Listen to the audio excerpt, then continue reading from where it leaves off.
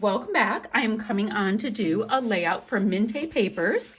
I'm on their design team and I started looking through my Mintay Papers collection, and this collection right here, Next Trip, it caught my eye again because it is so incredibly gorgeous. We've got these sky blue tones, the florals, sand color, wood grain, all of the good things, right?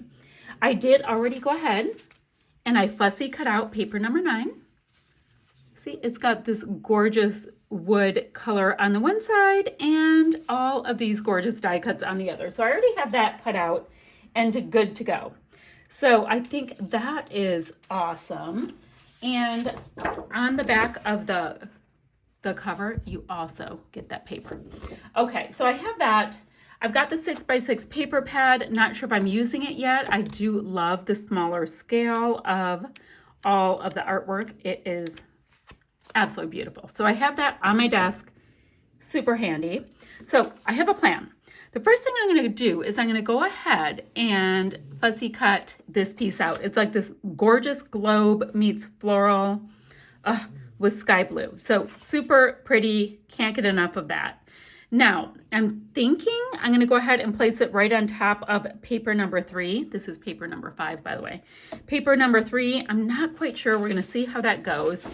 But I also like the idea of double matting whatever I use with paper number 2 and paper number 5.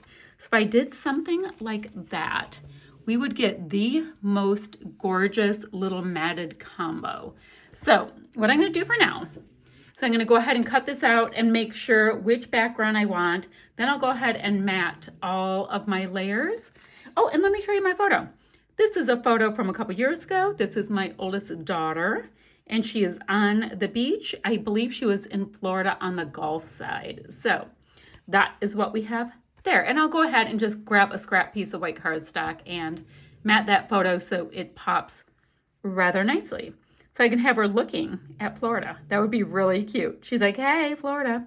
Okay, let me go ahead and do that and I'll be back. I did go ahead and I just double matted my layout and I placed the detail cut piece out onto this sky blue paper. I think it is gorgeous.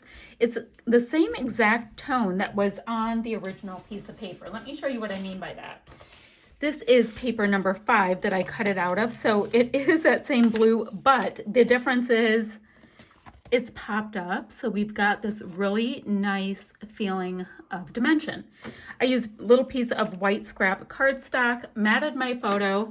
I want to go through my 6x6 paper pad to see if I wanted to, and at this point I don't want to, but just to see if I wanted to add, I'm going to use that. I'm telling you stories. Okay, I'm going to mat my photo on a piece of this ticket paper and then I think onto the floral, just so I have a little something extra. And then I'm going to get to layering with tons and tons of these pieces I already went ahead and cut out. So I have got that map piece all fussy cut out. Now I'm going to start placing these different elements and see what might work with this layout. I love that airplane, but I don't think I'm going to have it stay. I'm going to put that little geotag to the spot where Florida is on the map. So I think that will work. I'm going to put most of my elements around my photo, but then I'm going to do a secondary cluster on the left side by the flower. Just kind of a small one. I just felt like having more than one cluster.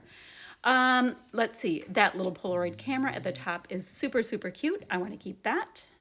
And I also added just a little bit of a title from my stash. So you see it's all popped up. I think that's working.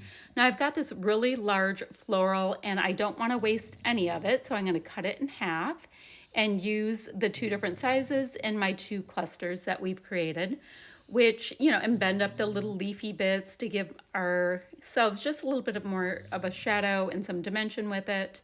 It's one of those things I tend to do, especially with florals. I love that look. I'm going to go ahead and add just a little bit of tangled thread to my 2 clusters. I'm going to use a nice little pink and a bit of an olive shade and just go ahead and tuck it right under to give myself a little something extra to look at. It allows us just to see a tiny bit of color on both sides that wasn't there before, and I like it. It's a fun little touch. There we go. And now I'm going to use these larger letters to spell out the word birthday. And